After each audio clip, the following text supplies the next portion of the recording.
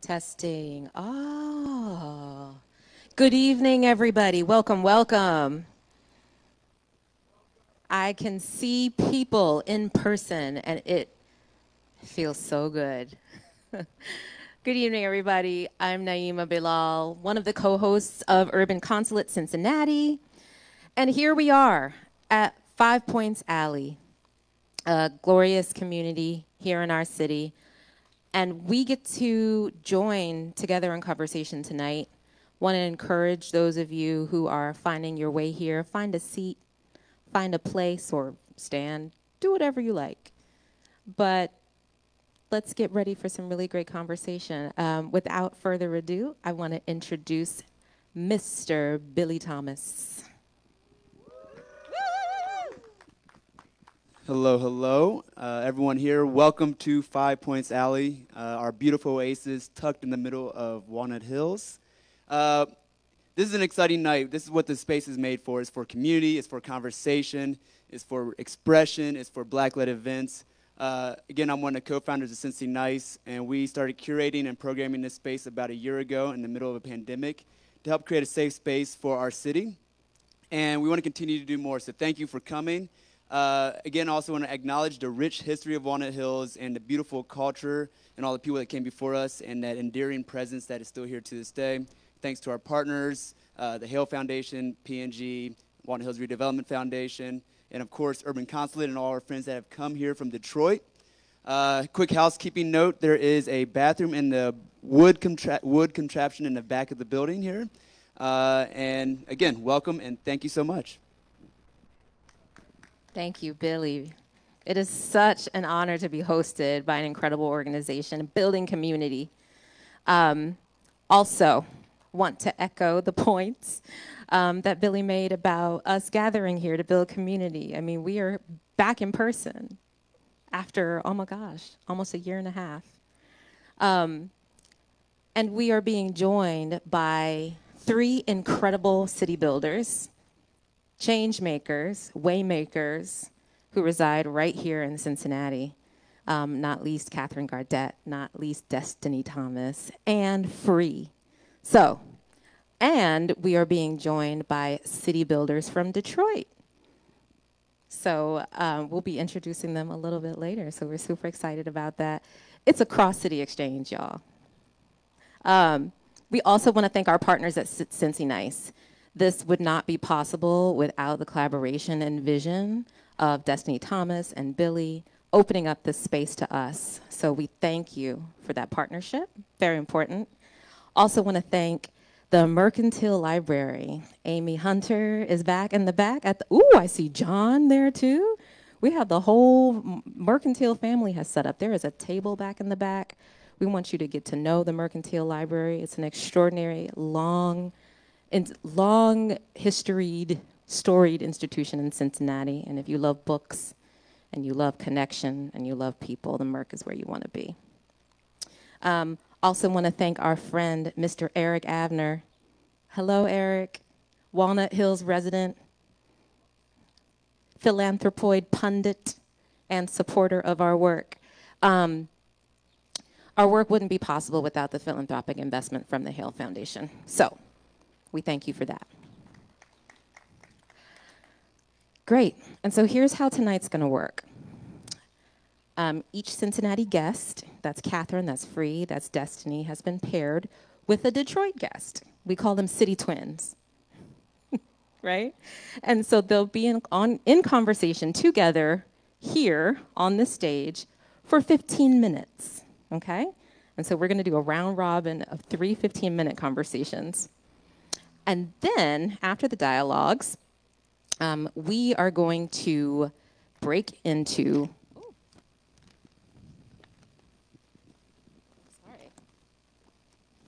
we're going to have all 6 guests come up on stage and answer your questions. So come prepared and be brave and share your questions with us. We want to get to know what those are and hear what's on your mind. All of our conversations tonight will center on 3 themes.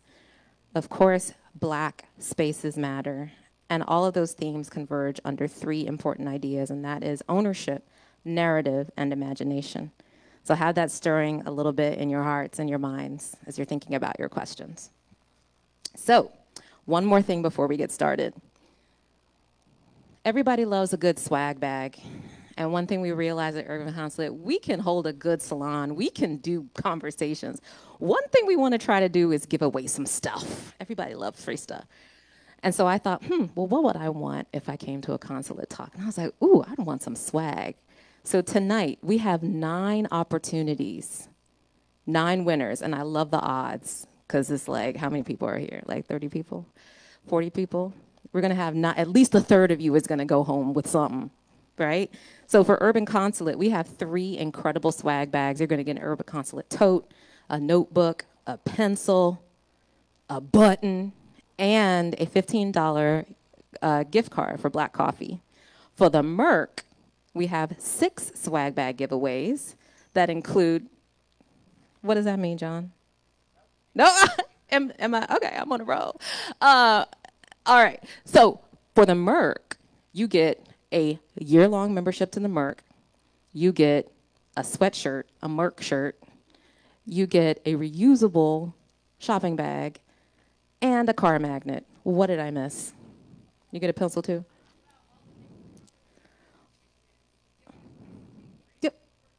Yoga. Events, and yoga. That's all you need to know. It's just a bunch of cool stuff. So, yeah, we're going to put people's names in a hat, and when you ask a question, your name gets entered into the hat, and you get to win something. So ask a question, win something in return. All right. First up, we have Miss Catherine Gardette and Mr. Chase Cantrell. Can I introduce you guys to these incredible city builders, way makers, change makers?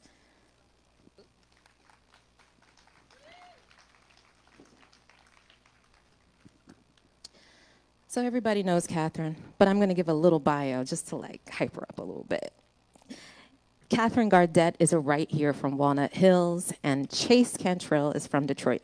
Many of you know Catherine as a neighbor, an advocate, a friend, and just an all-around amazing human being.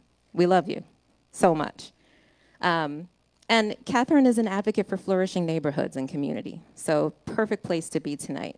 We are also thrilled to welcome Chase Cantrell, our Urban Consulate Detroit counterpart, emeritus, city builder, developer, recovering attorney, as he likes to say. And he's going to be here sharing his passion for redevelopment. Can we give them both a warm welcome? Over to you. Welcome to We Are Walnut Hills. Thank you. It's wonderful to be here. I know we had talked about how are we going to start this conversation, and development is ours. And so I thought that we'd start with talking about the importance of blacks owning property. You know, if you don't know, Walnut Hills is the first neighborhood and only neighborhood in Cincinnati to have a black business district from the ground up. So blacks have had ownership and property for many years, but that's declined through time. So let's talk about what does it look like in Detroit if we go back, say, 100 years in black ownership in business districts. So in Detroit, it's a similar evolution over time. So we had a vibrant business district in Black Bottom in the city of Detroit in the 1930s, 1940s, Paradise Valley. There was just a lot of businesses, a lot of creativity, a lot of passion, and a lot of culture in what is now the blackest city in the United States of America. But we saw over decades and decades the stripping away of black wealth, the intentional stripping away of black wealth in the city of Detroit. And now we're at a moment where we're trying to reclaim our space, trying to reclaim, reimagine, re-envision, and say that this deserves to be what it was before, a flourishing black city. Thank you. What are you specifically doing in Detroit right now for building ownership within the black community? So I'll start by talking about what's been happening over the past decade. So Detroit used to be a majority homeowner city. And we were really proud of that, right? You know, 80% African-American city, and we have beautiful architecture and beautiful homes, and just the beautiful history throughout the city, just diverse architecture in a lot of different neighborhoods. But we were hit hard by the mortgage crisis. And unlike some other cities, we were also hit hard by a tax foreclosure crisis. So our own county and city government began to take homes from black people. So we went from being a majority homeowner city to now being a majority renter city. So we have this landscape where we've lost a lot. The trauma is palpable in the city of folks who are trying to find where their space is. And our city government hasn't always been responsive to that. We've lost over $600 million, and it's been a real fight with our government to say we deserve some form of reparations for what we've lost. Not only recently, but over 50 plus years. So it's just this history over and over and over again. So about 5 years ago, I started an organization, and at first I thought we were going to be a nonprofit developer, right? There's a lot of vacant space because of that history in our corridors, and I thought that building community value could help. But what I soon realized is that the scale of the problem is so large, and that the passion of Detroiters is so high that people have their own ideas.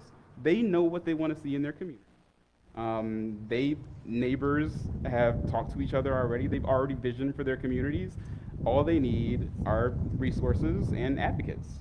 So we pivoted what the organization does, and we teach Detroiters how to do real estate development. We walk alongside them and help them realize their own dreams. So although I do some real estate development myself, the core of the mission is to help others do development in the city. That's excellent. There's in Walnut Hills here that we did not experience that foreclosure like Detroit did. And I believe that's because here in this community, we have home ownership that's been passed down generation to generation. And so we didn't have that exodus that you had. But we did have an exodus. I call it, it's like, how do you cook a frog? You put the frog in the cold water and you turn up the heat. So we talk about walking through the business district. I've lived here many decades. And I remember taking my cart, and it would take me all day to go down one side of McMillan and back the other. And then before long, there were these gaps that were there. And it was the exodus not only of the businesses, but I believe also for us here in this community, it was one-way streets that led to part of that exodus, as well as, just the people saying, there's nothing here for me, I'm going to move. I'm going to find some other place.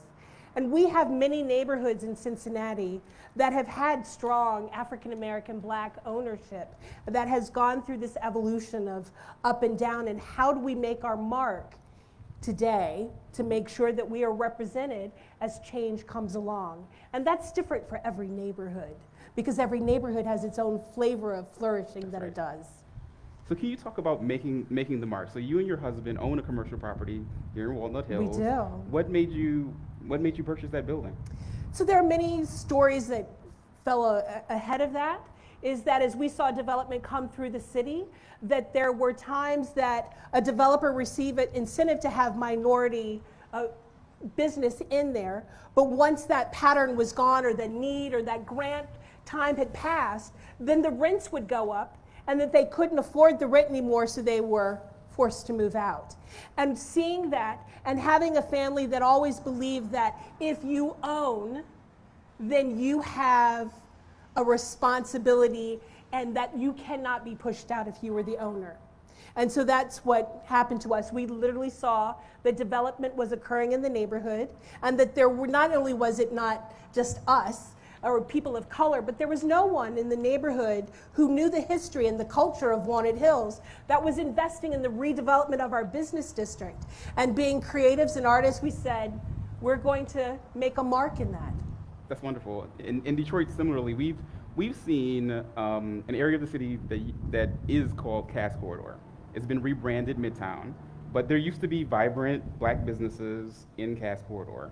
And as we've seen new development happen, as we've seen dollars flow into this neighborhood, Black business owners who were tenants have slowly over time been pushed out. And now Midtown has lost the flavor of what it was. And what's interesting is we have this conversation about what makes a neighborhood, and a lot of time it's the culture that we bring. And when you begin to lose that culture, what are you left with? So I'm wondering, in Walnut Hills, talk a little bit about what's being preserved here and also what's being created.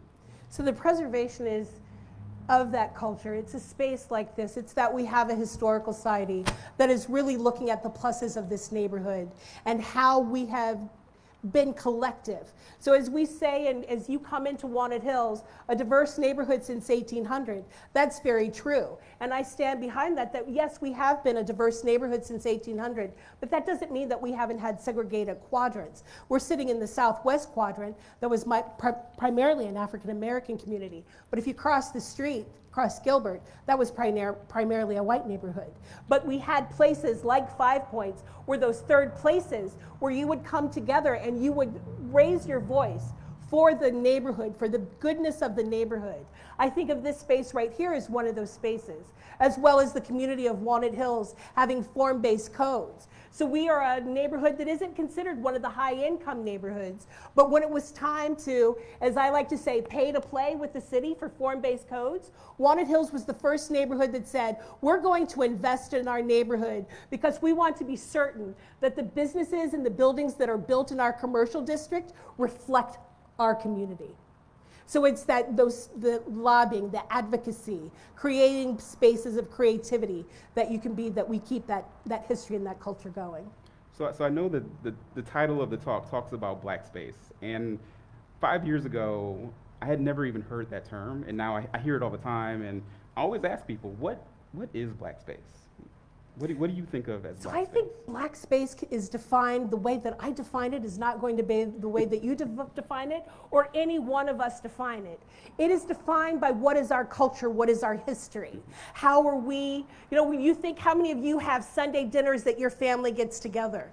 Black places many times are Sunday dinners in homes, in picnics, in parks, that's gathering. I think of here in this community, a black place is Eden Park, the overlook on Sunday afternoon, where there are people who are gathered, whether it be on their motorcycles or to use the barbecue grill, to grill and have parties for that. That's a black place. Or whether someone is hosting a book club in their neighborhood and they're reading black books, or they're reading business books, or there's that group of men that were here in this neighborhood that were union workers that said, we are not only going to be union workers, we're going to be investors. And they invested in housing, and they invested in stocks, and they passed that along to their children. That's black places as well.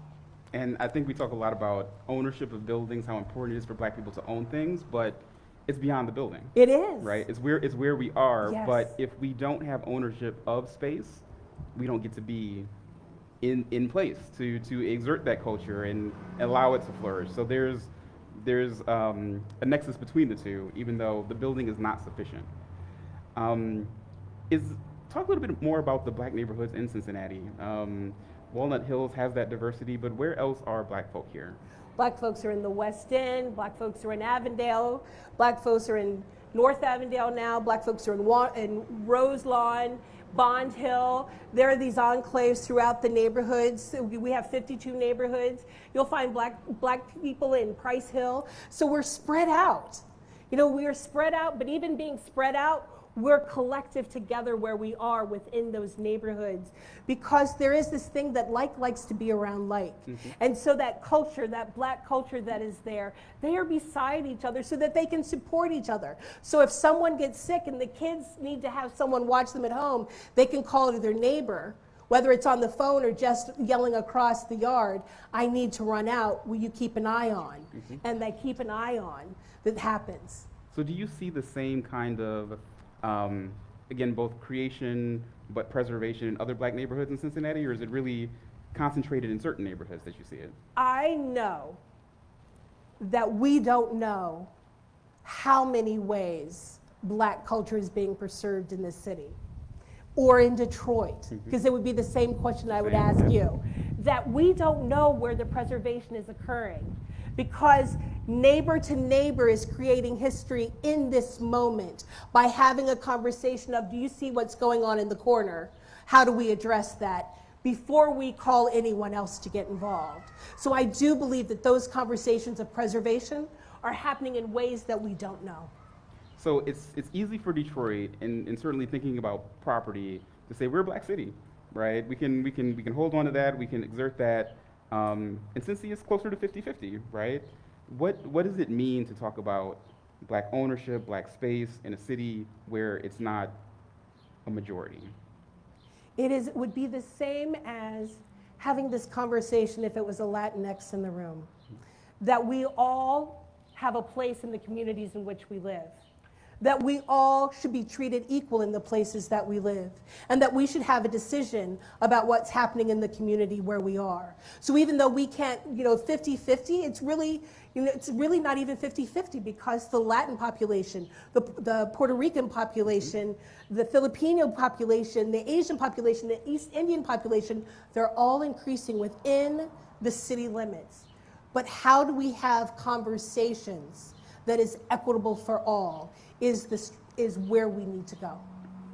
So, and how do you feel about Detroit with that same question? Yeah, so even though it's a majority black city, the demographics are shifting, right? Just 10 years ago we were an 85+%, and now we're at 77%. So the demographics are shifting. And honestly, the flow of money is still an issue as well. The flow of money and the power in government. So it's a question of we're demanding what we believe the city should look like, but when we're talking to financing parties, when we're talking to government, it's a real fight to actually get what we deserve. I look at this as when we talk about housing and development and cities, is that no matter what city that you live in, that there is going to be affordable housing for subsidized at the 60 AMI and below, because it's important. And we are never going to have enough housing for that demographic. And then we have the demographic that's the 1%ers, who no matter where they live, they can choose to live there and have no issue. And it's the conversation that I have, where do the rest of us fit? How are the rest of us taken care of in making sure that we continue to have home ownership, that we aren't property taxed out of our communities, that there is loans that are affordable for us to age in place if that is what we choose to do. Those are the things that you were saying about, because it's the funding that is missing in that conversation. That's right. In Detroit, just thinking about that middle income layer, right, the middle class, Detroit had a vibrant black middle class. Even 10 years ago, we had, there were 20 census tracts that were middle class in the city of Detroit. Now there are 11. So we're continuing to lose that ground, and we're not having that conversation as robustly as we should, right? Like there are other programs for different income levels, but for middle income folks, where do you go? We were having a conversation before we started this about home ownership and just the availability of loans for folks who don't qualify. And where do you go to actually get the financing that you need to do this work that we're talking about? And oftentimes financial institutions aren't responsive. And it's what creates generational wealth. That's right. So in thinking about the businesses that have come to life on this corridor, how are they being financed? Is it, folks are reaching into their own pockets and just, their own equity, or are banks in Cincinnati actually being responsive to this? There are banks that are being responsive to it, but there are also programs like the Redevelopment Foundation has had projects that is given support to businesses that were starting. But again, a lot of people are going into their pockets and doing it, and some are receiving tax incremented financing or tax abatements for the development. All right, well, I think that's our cue, but if folks have more questions about those details, we can talk more at the end. So. Thank you. Great conversation. Yeah. Thank you, Chase and Catherine. I got to tell you, I feel some kind of way about interrupting the flow of that dynamic conversation.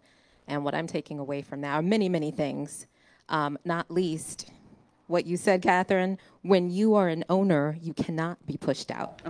So let's get some new banking paradigms, right, to give everybody they need, everybody that needs it and wants it, access to capital, to own. I love that. Next up, I'm very excited. Oh, where'd she go? She went to get water. It's okay. She's going to need water. Thank you, Catherine and Chase.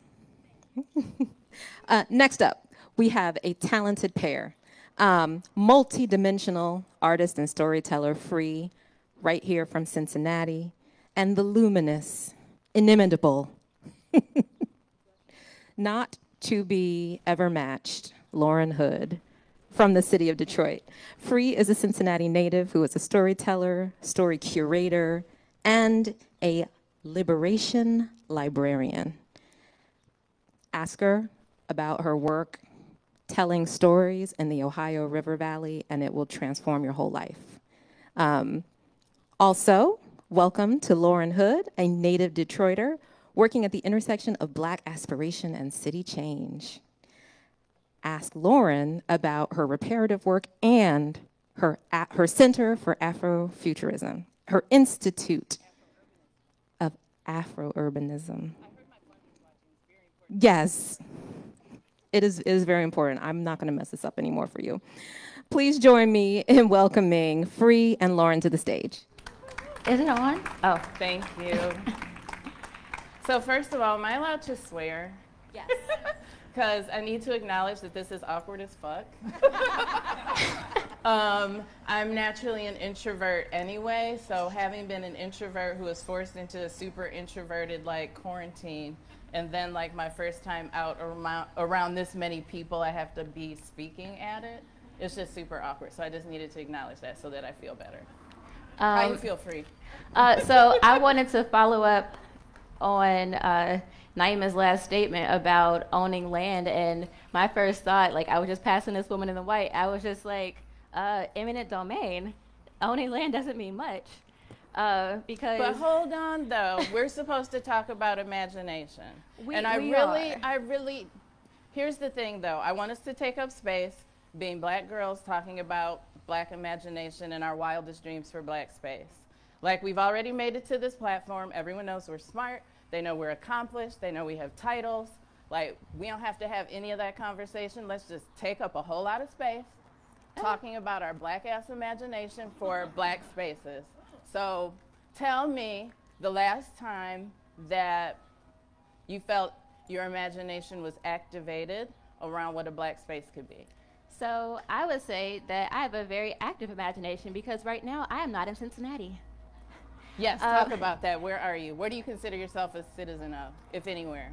So I identify as a Turtle Islander. So we are on, I want to help us like orient ourselves in space and time because like as Americans, like we have like it's really not a really terrible worldview, but like we think that we're at the center of the world.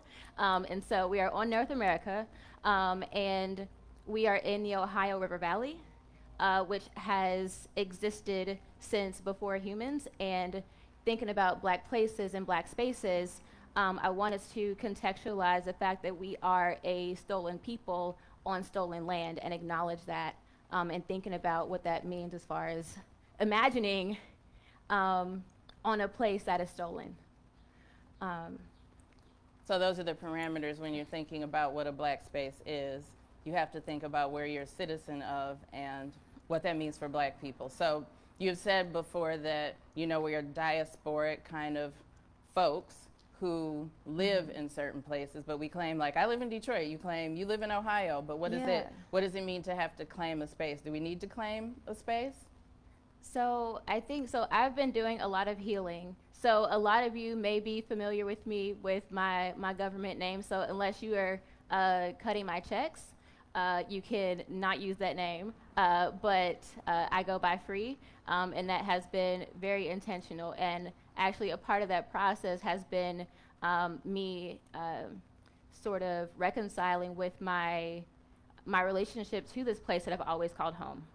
So, as a grandchild of the Great Migration, you think about Black places. So, a lot of people look at places like the West End as being a place that a lot of Black folks lived in, but a lot of people don't really see it as a former like refugee community, people who fled the Deep South and the Upper South. Let's get back and so to imagination, I think again, it's like it's setting the background of the imagination. So it's like, so you're giving us your ethos for how you create. Bringing the past, yes, into okay. into the present and our futures. So I use like world building as a tool to frame things. So Most people here probably don't know what world building is, so you have to explain it. So world building, like video games and like science fiction, you know, books and stuff, right? So a lot of these creators and writers, like they use tools of world building. But so what I do is sort of like I study, you know, the worlds that we live in, right? So it's like, okay, we live in multiple worlds at the same time. We can be in Cincinnati, we can be in the Ohio Valley, we can be in the 21st century. And these are all different worlds that are happening and at play at the same time. And so using tools like really understanding setting, because I think that there's a lot that can be learned from with how, you know, writers and video game creators think about worlds. And I think that if we looked at our world through that lens, then that can really like help us to,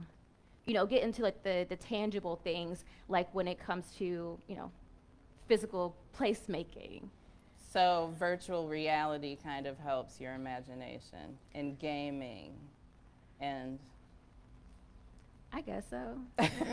I guess. well, I'm trying to think, okay, so the way I approach community development, I feel like if you go to people and you say, what do you want for your community? They're gonna talk about what they immediately see, like fix these lights, fix the trash pickup.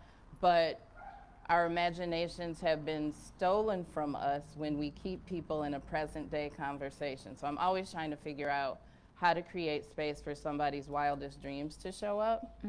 So trying to figure out even what is the question to ask to activate people's imagination beyond the present moment. I mean, there's no right or wrong answer. I'm just saying this is how I get there. So I think as far as like our brains, like we can really only like imagine, like kind of like what we've seen, like we base our imagination off of our experiences, whether it's in our physical world or our imagined world. And so for me, when I think about, you know, Black places, like I immediately think of Cincinnati in the 90s being at Melrose YMCA at a block party, and at Swifton Commons, which was like being, I don't know, 5 years old in the 90s, it was like a playground. It was a like a Black marketplace. There were so many different things to do, and I use that as sort of like, I don't really do vision boards, but I do keep it in my mind because it's a feeling. And so I don't really design based on like physical things. I've tried to get to a feeling, and sometimes it's a feeling that I've never met, and so I use like intuition to sort of like navigate. I'm like, all right, I'm scratching, I'm getting closer. Where's this feeling? All right, it's feeling good. I'm getting them, you know, getting rid of some layers. Black space is less about geography or ownership, but like a feeling. I think so. No, I'm totally with you. And you also and you also talked about healing. So when the development community thinks about Black spaces, I think it starts with the built environment, which if you start there and try to get to a feeling, I don't think you can get there. I think you, hey friend, which ancestor was that? What do you want me to tell them? But I think if you start with a feeling and work backwards and use the built environment as a response or an answer or a tool to get to the feeling, instead of starting with the building and being like, how can we activate it and make it Black? Start with the Black people and be like, what are the feelings that you need to experience to make this space a Black space? Yeah, and so I, you know, like it's things that are in the bones, right? So I call it like a pedagogy of the bones, right? So I don't teach to the brain, you teach to the bones. And so I felt something, so how do I put this? One thing is, sometimes I'm a cynic. Sometimes? Sometimes I'm a cynic. I don't even know you that well, and sometimes. But things do materialize, so I do get stuff done. So, you know, using the polarization to fuel you. So I've been working on creating like a museum. I call it this Museum of Maroon Memory. It's still as a marooned nomadic people, right? So there's the domestic trade. I mean, the transatlantic trade. We get here, we're on the East Coast, in North Carolina, Virginia. All right, boom, we're in the Deep South. All right, boom, we've been in Cincinnati for 100 years. We keep on moving. So like, I think that for me, like having this like attachment to place is not good, because like we are a moving people. And so people ask me like, well, where's the museum going to be? And I'm just like, it's where the people are, right? So like it's a feeling, right? It's in here. And so thinking about the fact that like there's this constant movement and also this like constant displacement and dispossession. So it's like, okay, that is the circumstances that we're with. So how do you move with that? And so I think about the fact that like, okay, maybe, you know, removed or replaced, but the memories in certain places stay the same. So how do we keep those memories? And one thing that I've been working on is sort of like a griot training, or like a culture bearer thing, right? So like a lot of us have lost, and so for me, like I grew up a lot with like my family telling stories about, you know, great granny here, this, and this, and that, and like we've lost a lot of that.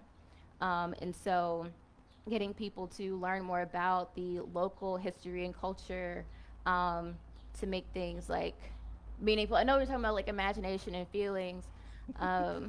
We're getting there. I'm into it.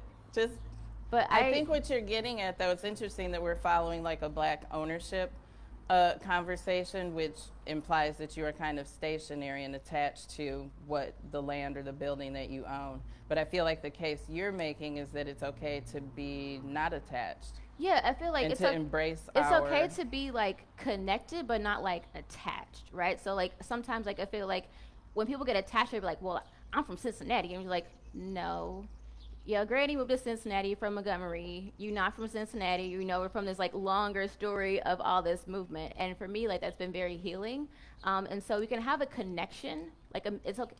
I think that it's important to have meaningful connections to places, but not like attachments to them. And we need to fill in, you know, replace. So, you know, sometimes like there's violence that happens when people sort of have these place-based identities. Well, this is why wars happen, right? Exactly, right? Sometimes, exactly, right? When I think about ownership, and I was just telling Chase this, like, is it a colonial concept to have to possess land? So when you hear Native Americans talk about land, they talk about it like they're in relation with the land, or they nurture the land, they take care of the land takes care of them. There's not this need to like possess it. And I feel like the colonizers were like, we own this. And we're going to call it Cincinnati. Right? This is the border that we are going to claim, and we're going to, what is it, annex this and annex that and build on and build on and build on. Can we, well, let's, Meg, how much time we have? What, 2 minutes? 2 minutes. I want to go over. So 2 minutes. I'm just kidding. So is it okay, can you have Black space without ownership of said space? So as far as you're concerned, like Black space is in here. Well, let's talk about how we get back to it. I like the arty creative versus like the placemakery talk. Let's just say in our weird girl headspace and talk about like, how can we help people activate their inner Black space for people who have been robbed of their imagination? So I think we have a little bit of privilege that we get to explore and think, but there's libraries. Okay. We have problems with with some libraries too. Do we? No, so there's libraries, and so it's like, you know, reading Rainbow, take a look, you know, go on adventures and stuff. So again, like I say, like the first place to start is like our worldview, in orienting. And you say orient to history, which I think is super important. Orienting, and so like being able to center yourself in world history and geography, right? So like I can, you know, use my pedigree chart and do my genealogy and, you know, imagine that I'm connected to somebody in Australia. Like I can do that and learn about what Australia politics and history means to me right now. And so we have to have this like world view, situate like, ourselves within the world. Context in history is important. Yeah. That's what we got for the 15 minutes. So yeah. No, I love it. I think I would like to think that we have stimulated some different kinds of thinking about what Black space means. We got to wrap up. Hey, Yeah. Naima. You know, again, the sense of gatheredness that I'm feeling right now between this conversation, like it must continue. Maybe not now, but at another point. I'm taking away so many things, not just the fact that we just waited in our very big, huge, immense, black-ass imaginations. Thank you. And world building. Yeah. Drawing upon, you know, techniques and tools of creatives to imagine ourselves anew and different. So thank you. Thank you, Lauren. Thank you, Free. Thank you. So, up next, the final round. No. Um, so happy to welcome to the stage our final pair. We have Miss Destiny Thomas and Mr. Orlando P. Bailey. You know I'm going to use your whole middle name. I had to use a middle name. We heard Michael Monk this morning refer to Orlando as Orlando P. Bailey, so we just need to keep it consistent. Both of these incredible human beings have a passion for narrative, have a passion for giving people platforms and allowing them to own those platforms and use them. They are voices and advocates of Black leadership, and they are residents in their respective cities, Destiny, Cincinnati, and Orlando, Detroit. Let's give a warm welcome to Mr. Orlando P. Bailey, native Detroiter, and Miss Destiny Thomas, co-founder of Cincy Nice. Thank you. Well, now I'm rethinking this whole Cincinnati thing. I got a little bit of a longer story I got to look into. Yeah, well, first off, she forgot to mention that you just won an Emmy. Oh, yeah, that's Emmy Award winner. I was waiting for that one. You know but- what? Thank you, Destiny. Yeah, I got nervous getting up here with an Emmy Award winning storyteller, but That's gonna I'll be try. a thing. Okay. I'll try. So we're talking about narrative, which in the quite literal definition is, the written or spoken, just like telling of events. Your past is in journalism, but I think your journey of telling narratives and shaping narratives has gone in a few different paths and is in a little bit of a different place present day. If you just want to walk through your narrative journey and what you're up to. Yeah, sure. Detroit. So, I got my degree at Eastern Michigan University and came home to Detroit in Can everybody hear me? Okay. Came home to Detroit in 2012 to a bankrupt Detroit, decrepit city services, city departments, not even a functional municipal government with an overarching narrative locally and nationally of Detroit in ruin, Detroit in decline, Detroit being dead, Detroit being a place of desolence. And I came to work for a community development organization who worked with folks on the east side, of which the mayor at that time talked about closing off parts of the city, and that was a large part of that was the east side where I was from. He was like, we're just gonna close this off because there's not a lot of people here, and we gonna send y'all somewhere else. And Detroit was yeah, no, we're not doing that. But working with leaders, resident leaders on the east side, who stayed through bankruptcy, who stayed through white flight, who stayed through black middle class flight in the 80s and 90s, and were the tax base, right? Tax-paying citizens who deserved to be recognized, who deserved to have their work acknowledged, their preservation work, their revitalization work. And so we elected a mayor, the first white mayor since the early 1970s in the city of Detroit. And our mayor is a master politician because he understands the power of narrative. And he basically said to the media, this is how I want you to cover Detroit. And they listened. And so Detroit went from being this decrepit place in narrative form to this place of revitalization and imagination and redevelopment. Oh, it's the place where everybody comes to. And that narrative was personified through a white millennial face, somebody moving into Midtown, the old Cass Corridor, opening up a business, a brewery. It's like, this is the face of revitalization. And that was diametrically opposed to what I was working with every day. And so this passion has come from me wanting to offer a counter to that white normative narrative. So how are you doing that in Detroit at this Yeah, moment? so I'm in a lot of ways. First, I am the Detroit host of this, the Urban Consulate, so I gather people to have critical conversations about cities. I started a podcast in 2019, had absolutely no idea what I was doing. It's Authentically Detroit. Google it. You can get it wherever you get your podcast from. And it has become a part of the discourse when we talk about the city of Detroit, especially hyper-local issues in the city of Detroit. And most recently, I switched my entire career into the journalism field. I work for Bridge Detroit. It's a new journalism and engagement organization. Look it up. Yeah, look it up, bridgedetroit.com, that seeks to tell stories, right, and center the prioritized needs that Detroiters themselves identify in our journalism.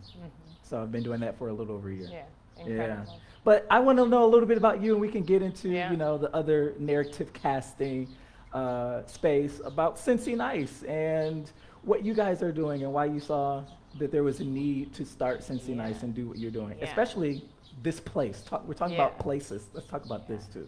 My narrative journey started on the dark side, so I actually studied PR and worked in PR for a while, and worked in like different, mostly nonprofit, but in telling mostly corporate stories.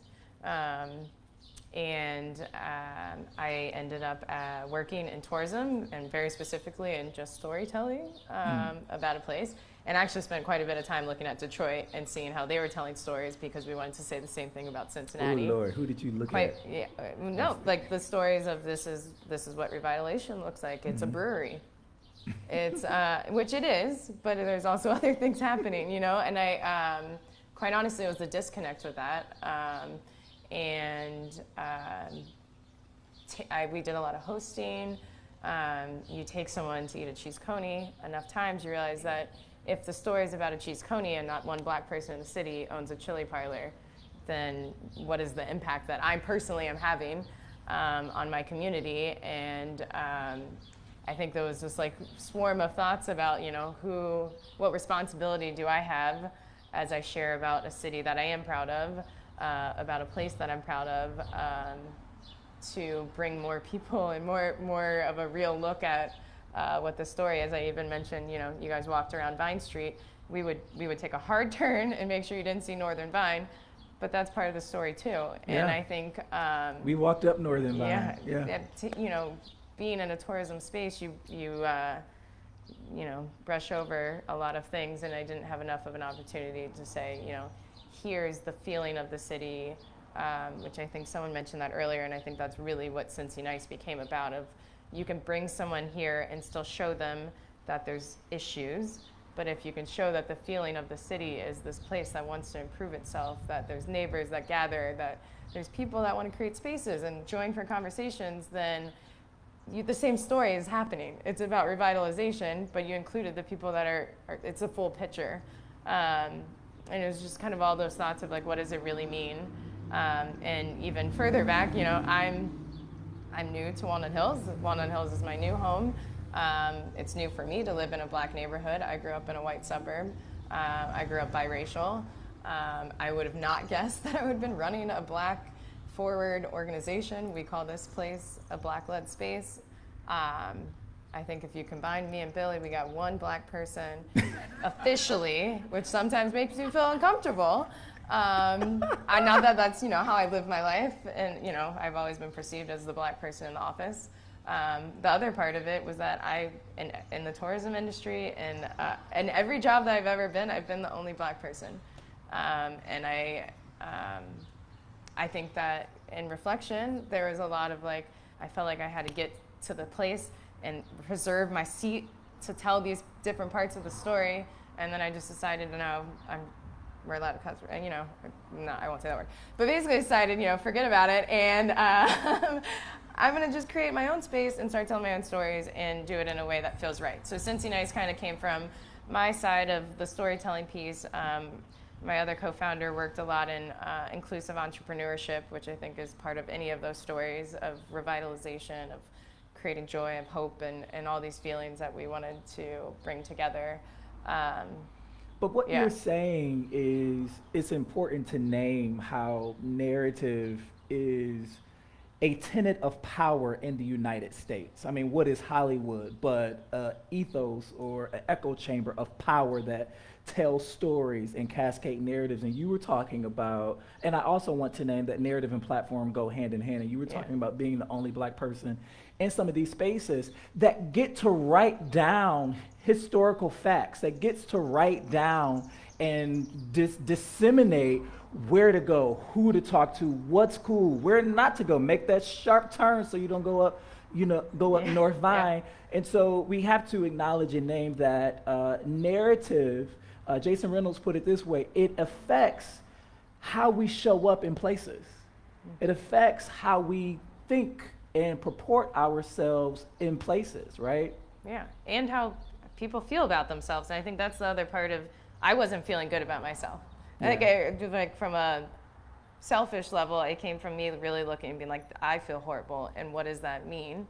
And am I sharing that with other people through the work that I'm doing? And I think the answer was yes, honestly.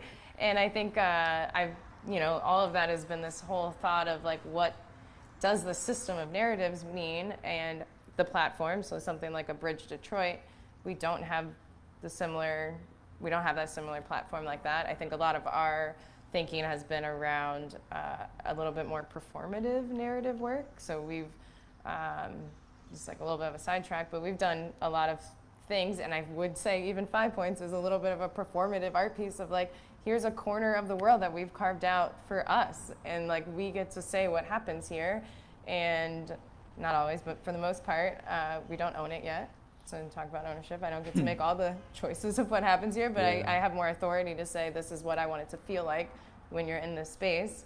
But also we think a lot about what it just truly means to have a platform. And we've done, on last Juneteenth, we created what looked like tables. I went into Affinity and said, you're welcome to sit at our table, but also you have to come to our table. Yeah. And it was not a written piece. This is a little bit of a sidetrack. It wasn't it was really a photo that went wide and large that told a story that was beyond what we could have really hoped for, and that had a huge impact for us personally as a brand, but also as our city of like, this is a place that's creating tables and inviting people to it. And I think a lot about that. I want to ask you about like your starting point when we talk about telling black stories and centering black people in these stories, especially walking with the tension of the cultural anxiety of our places being encroached upon because of the pressure to develop. Lauren, Chase, and I had the opportunity to be Me Vanguard Fellows last year, and one of the things that we began to, really just uncover is how deficit-based our narratives are when we start talking about black people and black places, right? And figuring out and questioning and interrogating our language around black folks, and especially like our kids. Like one of the examples that we use is like, why do we say at-risk youth, and how would a youth feel if they heard you calling them, sort of at-risk? And some of these narratives have been perpetuated and maybe forced on us by the way philanthropy wants us to fill out grant applications. I ain't calling nobody out, I'm gonna just leave that right there.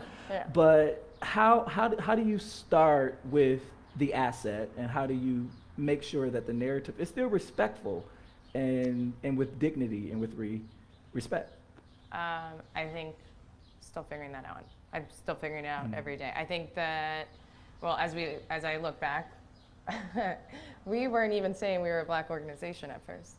And I think that label was put, I just wanted to run a business.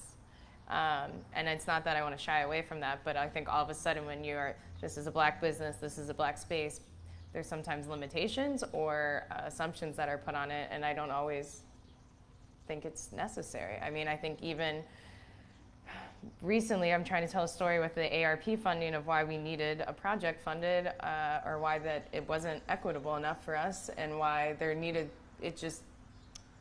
was more that needed to be done within the funding that came into the city for black people. And I struggled with, do you just say, this is the idea? Because why does it matter that it's black? It's a good idea. I know it's a good idea and that it's deserving. and I feel like as soon as you put the black label on it, then you have people saying, well, did you know that this black person was also thinking about that, and this black person, why don't you guys collaborate? And then this is the idea. And it's like, but why? Why did it suddenly, when it became a black story, now we need to collaborate in this idea? No one's saying that for some of these other larger ideas. There just aren't. You need capacity, like it is.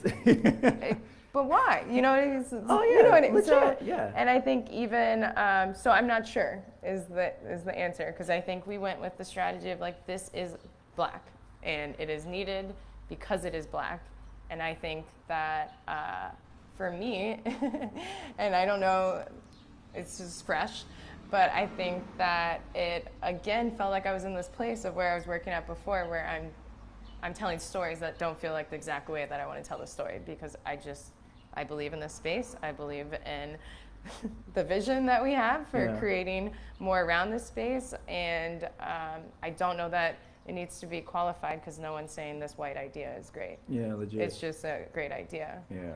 I want to talk a little bit about, and we talked about this earlier, the urgency of the griot, the storyteller, the passer down of culture, the passer down of customs, and traditions. And you know, one of the gaps that Bridge Detroit wanted to fill in the city of Detroit is that we have, you know, two major dailies, the Detroit Free Press and the Detroit News, mostly white-led organizations with folks that don't live in the city of Detroit. And so we put a check-in for accountability for us is in that all of us reside in the city of Detroit.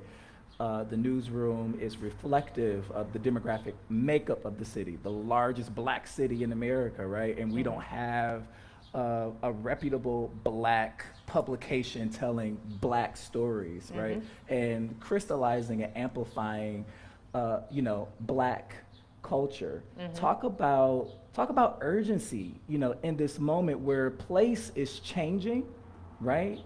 Chase was talking about our percentage in terms of black population decreasing because white folks and stuff are moving in, and there's this cultural anxiety there. Why is the griot urgent right now? So if you would have asked me like a month ago, I would have said because we have this moment in time where people are listening. But I don't know that people are listening differently than, I feel like there was this whole surge of things that happened in the last year, and it felt like people were starting to listen differently. And I don't know that that's true. And I think that like what's literally being found is like if you put a black box up, that didn't actually mean that you changed any policies or anything, which is unfortunate. But I think at first I thought it was this urgency of like, you need to put what is happening across the board on paper, because other people, I think we feel our stories and know our stories more so. And I think in general as black people, or at least I saw my mom just walk in, I've heard her tell the stories, it's usually verbal. She's told stories over and over again, and I've heard them, and even my dad that walked in, he would tell me before I would go to bed, like Little Bill stories. It was like, as when I was a kid, I think generally we pass them down more in spoken word. So I don't know that I have an answer for that, but I think that just being in the space is probably the big, I think I guess this is my PR background too. It's like, how do you get the most amount of people to pay attention to it?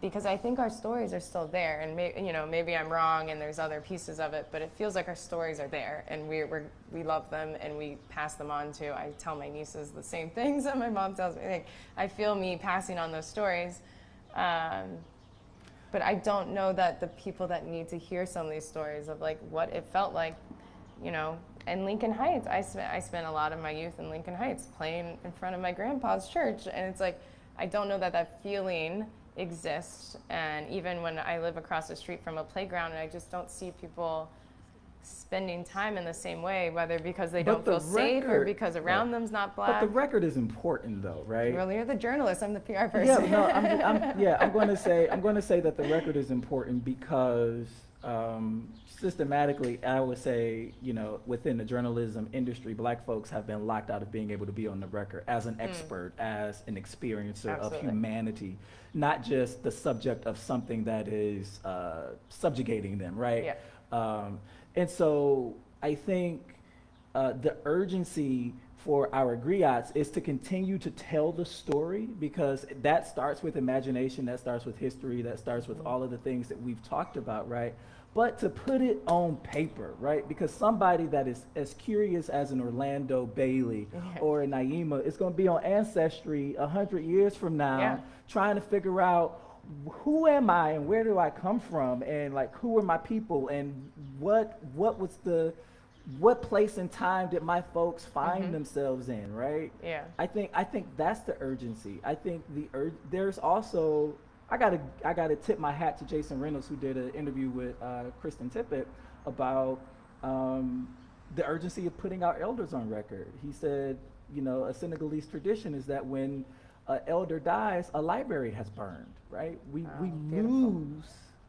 lose this institutional, this knowledge and this amazing richness, right? And so, you know, starting there, right? Making sure that those, Mama, where Mama at? Mama, write the stories down, right? And, you know, put them in somewhere and bind them so that we can have them, right? Absolutely. Because for somebody later on down the line trying to figure out who they are in this space, in this black body, right? In this ecosystem, it means the world, right? Quick story, I grew up in church. I'm a church boy. And I did an ancestry journey, and I found out that my great-great-grandfather and most of my family came from Sharkey County, Mississippi. You won't even find it on the map. It's that small, and we settled in Jefferson Chalmers on the east side. That house is still in our family 5 generations later.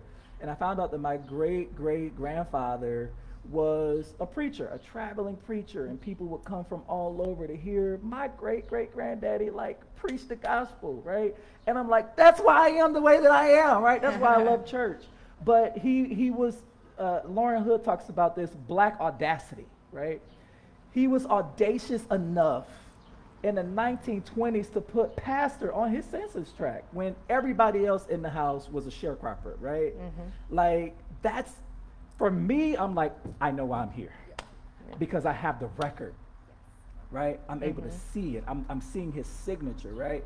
And so it's urgent in changing places that we provide a new record. Yeah. What do you think are the stories, just from being around Cincinnati, like in this space? Like, if we were to write the story of Walnut Hills in present time, I know you do a lot of work with Bridge Detroit. I'm figuring out the priorities and the neighborhood. Like, what are the priorities, and what do you think needs to be on record? More so than, is it the people? Is it what was happening? We always start with the record people. of events, the people. We start with the people, right? People are our biggest asset, and we start with the people who, more times than not, often are asked about what their dreams are, what they have imagined, what the history of this place is, and we put them on record as an expert. As an expert. As an expert. So seriously, like, sorry, Oh, I'm doing one of these fits and My bad. starts, like, dude, We gotta go. how? Okay. But no, what an extraordinary dialogue. I mean, there is, you talk about memory and the power of narrative power. There is a metadata of memory that we must mine from our elders and people who hold the memories. So thank you, Orlando. Thank you, Destiny, for this incredible conversation. Ooh, so a few days ago, we were like, how on earth are we going to facilitate 3 lightning speed, lightning round conversations? But I hope you'll agree, it kind of worked, right? It kind of, right? The substance was still there. Good. All right. So now here's what's about to happen. Thank you. This is where we switch to you, right? So we've heard from 6 incredible folks, and now we're going to hear from hopefully at least 9, if you want to win, 9 or more incredible folks. So we want to hear your questions. We want to hear your musings. Even if you have an observation, we want to hear it. And so friends here are setting up the stage. I'm going to invite our 6 guests right back to the stage.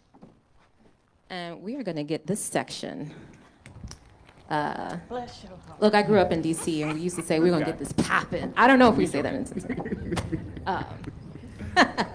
All right. So welcome. Everybody's back. And we've got feedback. So what we're going to do is ask you what your questions are for our amazing guests this evening. And I just, tell us your name and tell us what you want to say. Hi, I'm good. How are you? My name is L'Oreal, and I got a few questions. Okay, one, you spoke on Vine, you said you walked down Vine Street, right? There's not one black shop on Vine Street. From the beginning of Vine to the end, there's not one. That's my first question. So how can you talk about black places when there are any and there used to be black neighborhoods? None for us. Two, about our neighborhoods. They were black-owned houses. Wasn't nobody putting no money into them. They weren't putting no money into the black houses. When they came back and started to whitewash our neighborhoods, then there's money put in there, big old buildings, they changed the windows, they changed the streets. They even redid the sidewalks. But when my grandma was living there, she had to step over. That's my second question. I mean, I got a few, because it said, when I heard it on the radio, I was anxious to come, because I'm one of them people. I'm black. I'm a construction worker for 22 years. I can't find a job. When I went on a job, they said, you're gonna be laid off. Okay, yeah. You about to be, you ain't gonna work out. My first day, before he knew my name. So y'all talk about black places. It's not only black places, it's black issues. The city ain't, everybody closing their door to. So I got a few questions for y'all. I hope y'all don't mind. I don't want to take up too much time, but I do want y'all to answer them, because I'm lost. And I need to be found. I'm trying to, everybody keeps saying black, black, black, but where's the help for black, black, black? Ashe. L'Oreal Perkins. Okay, L'Oreal, come on, let's help us this out. She says she's lost, so let's help. I'm unable to speak about the businesses on Vine Street, and I don't deny your statement of truth that there are no black businesses on Vine Street from one end to the other. But this conversation is important because unless it is pointed out, as you so eloquently said, there's no black businesses, we don't know that. It is the conversations of us being in a place that's important. It's important for you to share your experiences as a construction worker so others are hearing that and can give commentary to that. So even though those are your statements and your questions, I don't have an answer for that, except it's important that you stood up and you put it out so that the universe hears that and that there may come a solution to that. Can I add? I want to say thank you for sharing your questions and your truth, because like the way that you came at this is not exactly because we're not the same person, but like that frustration and that anger and just like being here and like constantly watching all this change, it's like, it's very frustrating. And so when I say I'm kind of a cynic, it's not really about being a cynic, but it's about like really caring about a place. And so one thing that I wanted to share as far as like perspective about black businesses, is sometimes like they don't look the same way. And so when it comes to funding businesses and stuff, like if you have this model, right? So like when it comes, so with the pandemic, things sort of like took different shape and went online and stuff. So a lot of the businesses traditionally for hundreds of years have been like inside people's homes. And so like, you know, like that's sort of like how things just happen like culturally. And so like not everything has to have a storefront, but like things, you know, the investment and the funding and stuff are typically for like those sorts of things. So it's like it's forcing people to fit into these like white models. So that's another thing about these frustrations, but thank you.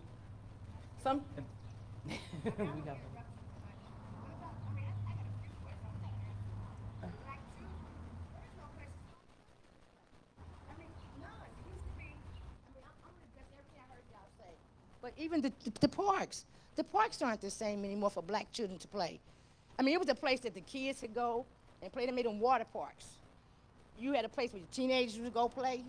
Okay, I lived all over this city, from the suburbs to not the projects, but close to the projects. So I've lived in all these places, and I've seen how the city is changing, but we're forgetting about black people, even our youth. Can I jump in on there and say I think that's why it's important for us to make sure that those stories are told, especially in the chambers of power, right? And in this frustrating and authoritative way that you tell the story, because that's what moves people. I would also say that I think the trend in cities right now, especially in Detroit, is that Black space, Black children, Black culture, Black residents are expendable to a certain degree. So the place in Detroit where my great-grandparents settled, that's still in our family, is on the floodplain, and we have politicians telling people, well, you might as well move if you can't like afford to live here because we're not fixing the infrastructure, right? They only tell that to Black folks. They're not telling that to folks like in the wealthy suburb adjacent east of Detroit, adjacent to the city, right? Where they're also on the floodplain, right? But it is the residents, it is the people, right, that still feel and own the power that they have to voice this frustration and to push the chambers of power to action, right? And so there's this tension happening right now. I'm watching it play out on the east side where people are like, y'all should move. Y'all got to move if y'all can't afford to, be flooded every time it rains. And I'm watching residents say, no, we were relegated to this place by redlining and predatory exclusion. We made it home. Our wealth is here. We ain't moving. Fix the infrastructure, right? Fix the infrastructure. Fix the neighborhood infrastructure so that it is welcoming, not just to white folks that want to come in, but to the population that have been here, to the population that created the culture, that made the place cool, right? And made the place where everybody wants to come, right? That is the community organizer in me telling you to agitate, and use narrative as a tool to do that. Yes. I want to thank Sister Laurel for your amazing question. I want to make sure that we get some other voices in. Wait, but sorry. Oh, yes. Is this thing working? Okay, it is. We in Detroit, we have the parks, we have the Black businesses, we have no Black presence. We have spaces that we can be, but we don't have a collective voice in an 80% Black city. So we got programs for Black businesses, we got the parks, but we don't have a ton of power. So I feel like the conversation needs to maybe not shift, but also include what needs to happen. What does the investment in people look like versus the investment in the built environment and the economy? Because it's not manifesting in us really having a stake in what our future looks like. A real one beyond something superficial. Like, I work as a consultant in community development. The extent of which the choices we give to people are like, do you want the bike lane on this side of the street or this side of the street? So we're not giving real agency. We're giving these fake decision options. But so many decisions have been made before we even get to the point where we're having that conversation. So what does the investment in people look like so that we have a more agency over our future? Thank you. I just felt a drop of rain. Sorry, I got a little distracted. We feel a lot. So we're not going to melt. I want to make sure that we get your question too, and tell us your name. My name is Kareem Moffitt, and I'll be quick. I loved the talk. I wanted to ask about gentrification in Detroit and how that has impacted the going from home ownership to renters, because it's happening here in Cincinnati very, very badly. I live in Avondale. I bought my great-grandparents' home. I'm staying there, but I see the exodus of people from that neighborhood. Let me be quick. But I wanted to also talk about the political intersection between the narrative and the lack of narrative and political power that we don't feel because of the lack of narrative, if you could. The lack of consistent passing down the oral histories, passing down the information, your history, you come from this is your home, we bought this house in 1920, and then that's why you feel that connectivity to your community, that's why you want to stay. That gives you political power because you now own something, and you, as a homeowner, you can control tax levies, you can control things like that. Like how is Detroit handling that? Is that toward me, the narrative part? So I will I'll tackle the narrative part, right? Just really, really quickly. And I think Free named this earlier. Like we call the Black folk fleeing Jim Crow migration. and they were fleeing Jim Crow, right? So this place of refuge. And so sometimes a lot of the stories that are still rich and that need to be passed down are traumatic to our elders. And we got to name that, and we have to make room for that. That some of that stuff it is a place sometimes that they don't want to go back to, right?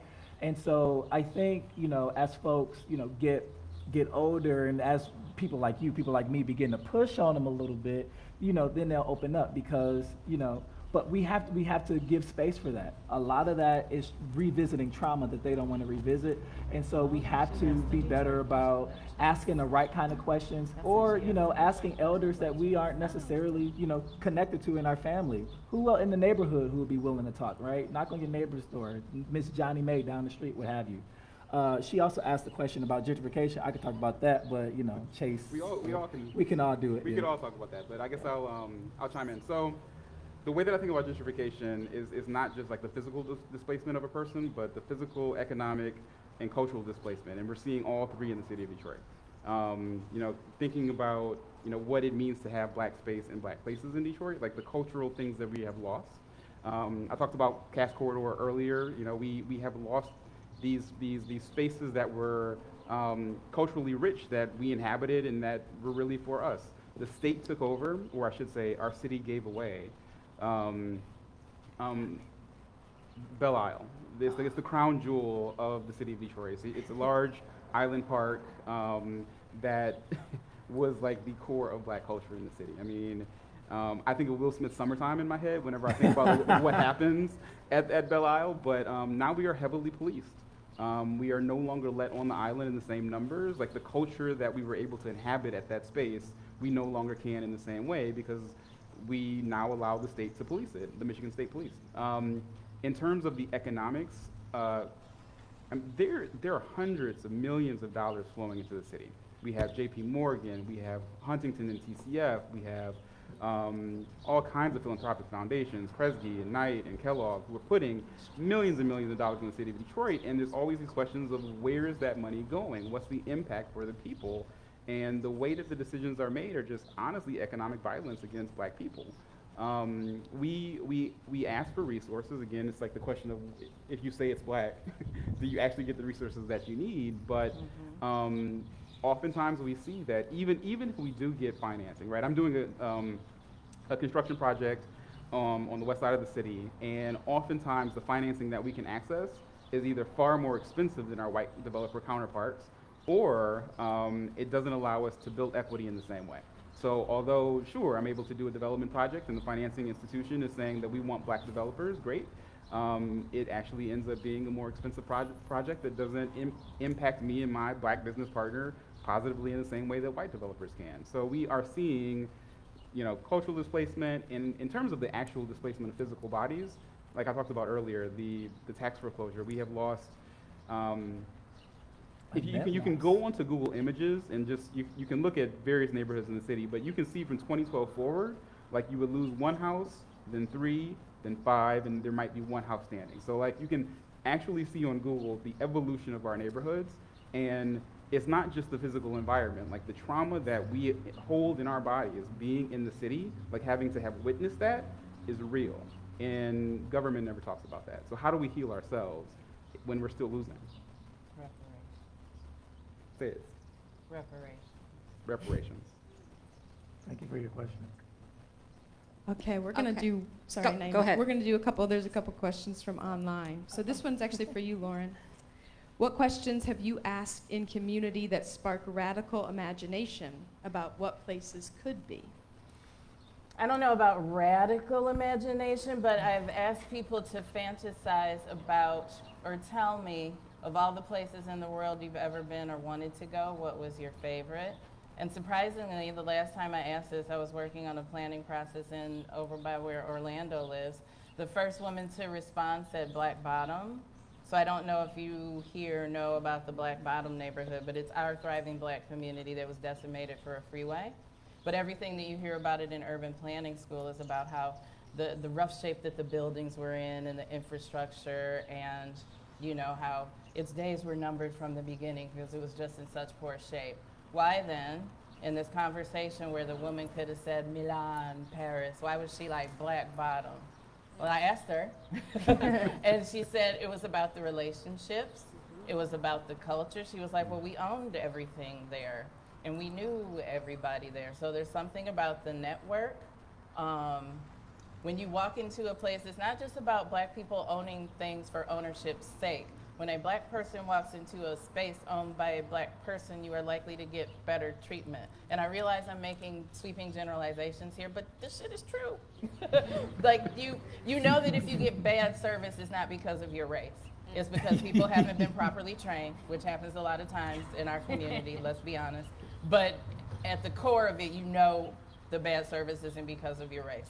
So there are certain expectations, or there's a certain way that you can move in a place that is Black owned and Black managed, where you know that if something bad happens to you, it's not because of the color of your skin.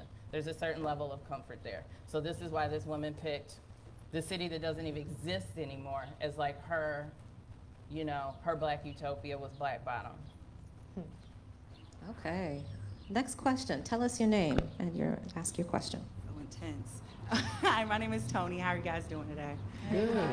First, I want to thank you guys for being Sound here. like we're in AA. Hi, Tony. My name is Tony, and I'm speaking up. I wanted to thank you guys for being here, one, and thank our sister over here for speaking so passionately about how she felt, because I feel like a lot of times people feel uncomfortable to really say what we say in our Black spaces when others are present. So I appreciate her being strong in that. So one of the things I wanted to know from you guys is, do you feel like, I like how Free, I believe, spoke about kind of, and I'm generalizing, Black nomadship, and about kind of being in different spaces and occupying those spaces as Black people. Do you feel like it's more of a conversation of Black ownership or occupying Black space? Because I feel like a lot of things in Cincinnati has become gentrified and it's white owned, and when you enter those spaces which were previously Black owned and now white owned, you don't feel welcome. So is this a conversation that we need to have more, speaking non-offensively to our white counterparts, about us feeling welcome in white spaces and feeling like we can occupy the white space to bring our culture? Or is it a conversation about we just need to own everything so that we feel welcome? I'll start that one. So we say a lot like yes, and we should, I want to own it, and I want to feel like I can occupy the space as fully as myself. I don't know that, I think it has to be both for Cincinnati to make progress, or for any city to make progress. Like, you have to feel welcome on Vine Street, sitting in any restaurant exactly how you want to be. And you also need to own a spot on Vine Street so that every other space feels like they need to welcome you. And I think pushing one or the other, it just won't get the full result. But I also, just from being in spaces where I was the only Black person that sat there, it's interesting in what you're able to say when you feel like you own it, and what you still have to run, the risk of like, am I gonna get fired today? Because I'm gonna just say exactly what I think needs to be said, or I'm not saying it all, and what does that then mean for the policies or for what the story that's crafted or whatever is the outcome of that? And just from like a Cincy Nice standpoint, we've been I'll go bigger than Cincy Nice, just from like a way funding flows through Cincinnati standpoint. It's been interesting to look at, even when we receive funds, if we limit, and just because one of our partners is sitting here, it wouldn't be the same. I don't feel that way with you, and I think there's a reason why. But I think that when you receive funds, I've noticed ourselves kind of shifting how we do certain things versus if it was just already money that we had. And it's like, what does that mean to like the multiple in Cincinnati if there's one funder that's funding most people, and you have to report in a certain way, and you feel like you couldn't fully fulfill the project or whatever it is as authentically Black or authentically yourself, and the implications that I think are probably going to be huge. Yeah. You're feeling something. You want to get that up. Yes, I feel like the George Floyd moment created an opportunity for us to just be as bold as in Black as we've ever wanted to be. Some of us have been talking this way for a really long time. Is that not working? Yeah. I hear it. Yeah, there we go. Okay. It's no, just move it because it was in your. Okay. Yeah, there we go.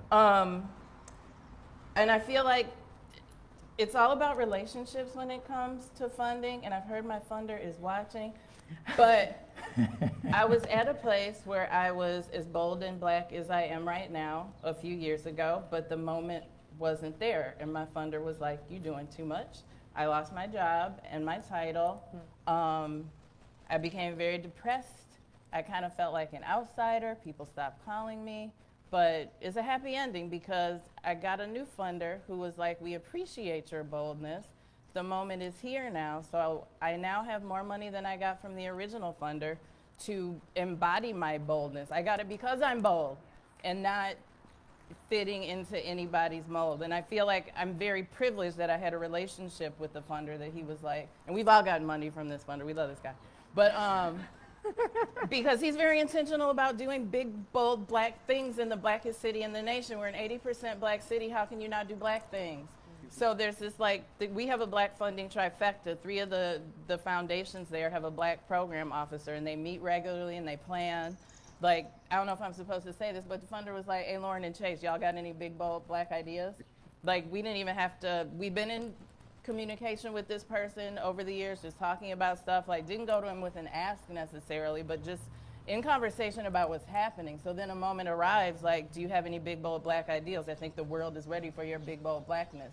So then we can be like, "Yeah, here it is." And I don't feel like I ever have to censor myself again, like ever. I'm never gonna do it.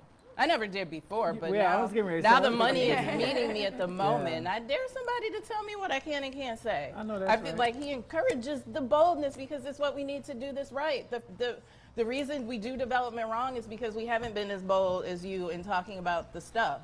But if all of us had spoken up at all the moments in the past, we'd be at a much different place in how we do practice development. And spoken up all together, because I think that's one of the things It's that tricky, but a lot of us have had the conversation, like, if I say this thing, am I going to talk myself out of this grant? Like, I talked myself out of the grant, and it hurt, and it was painful, and I didn't know if it was the right thing to do until the new money came back around. But I also understand my privilege as, like, a single person with no kids. I can be without work for a second and be all right. Some people can't play that bold game. It's a negotiation. Go ahead, Free. I just wanted to add, I did want to say basically what Destiny was saying, like a both and as far as like ownership and just like taking up space, because like taking up space is political. So like whether or not, like, I'm not here to be like, "Oh yeah, I'm going to use my body as this political thing," but like it is inherently political, and you don't even have to, like, you know, lean with it or like lead with it. So it is important to take up space whenever and wherever you can. So for example, some of y'all might be familiar with like my 100 Blacks on Bikes ride that has like gotten like hundreds of black people, and it's a black only bike ride. So like when it comes to black spaces, sometimes it's important to have things that are exclusively black. So the after party or whatever, like everybody's welcome, but like it is about 2 hours where it's only black people being carefree, happy, healthy, taking up space in downtown Cincinnati. So it's like, it's not a space where people live, but it's like you're, you know, activating that space, and the bodies become the structure of this building, and it's moving, and it's magic. So take up space wherever you can. I also wanted to give a reference. So there's a documentary film called Claiming Open Spaces that will give you some more information. So I know Chase mentioned Belle Isle. So basically it's a documentary by some like black landscape architects, and covers multiple black parks and public spaces, and black people's like relationships to public space. So if you want to like go deeper into that, it's great. Thank Add you. one thing? Yeah, go ahead. So just the reason why it is both and, I agree with everybody. But the reason why ownership is so important is because we live in the United States, and it's a racist country. So we are always at risk at the whims of white backlash. So if, like, honestly, so even when we own it, but we have at least some potential to be able to hold on to the thing if we own it. If we don't, we're just out. Like I mean, we talked earlier about, you know, commercial tenants who the rent gets raised, or, you know, new white businesses come in and they're gone. Right? At least if you own the building, you are able to stake your claim for as long as you can and say, we are not moving. And the funding reference, I love the fact that we have black program officers now. Like, we can be super honest. Like, they get the context. We can be just Very honest. they like very, very honest. But the whims of foundations, I mean, we know just what Lauren just said, right? Like foundations change their opinions all the time of what they want to fund. So if you're waiting on a foundation, like that's the wrong approach. Get ownership when you can. when it's in your favor, get ownership when you can, and try to hold your claim. That was so powerful. I don't even know where to start, so I'm going to give it over to this brother right here. Tell us your name and state your question. Oh, my name is Charles Warner. That went a lot of places, and I appreciate the places that it went. You guys were talking about being bold, and that was a good segue into my question. So it wasn't until I tried entrepreneurship that I understood what OJ meant when he said, "I'm not black, I'm OJ." And so my question to the sister in the brown shorts, in Cincinnati, do you lean into the label of being a black business, or do you just kind of go after a business? So when you're looking at funding, do you kind of lean into I'm a black business and this is what we do?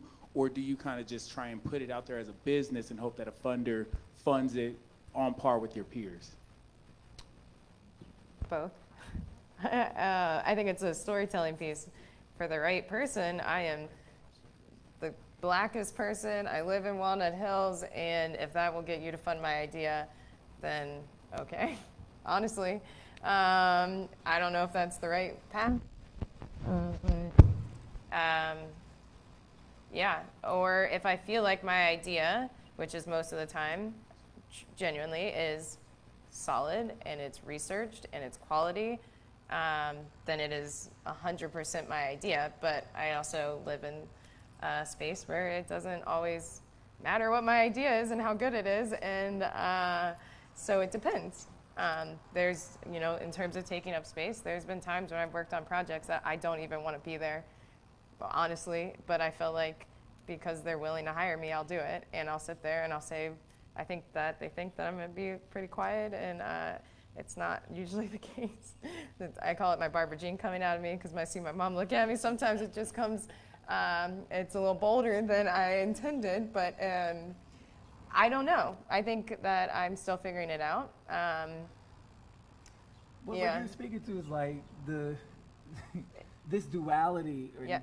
these dichotomies of like being black. If I show up as a business owner, it's very clearly a black business, right? Yes. But I will also just reinstate that all of us on stage are have a level of privilege, and so we have spaces where we are able to think about this, right, and figure out who the audience is and what version they get. They still get authenticity. They still get truth. Absolutely. It's just what piece of authenticity am I going to give you? You know what I mean, right? And so, And what part of the story sells? what part will resonate? So it's like it's audience. The journalist It's for these dualities and these tensions that we carry as black.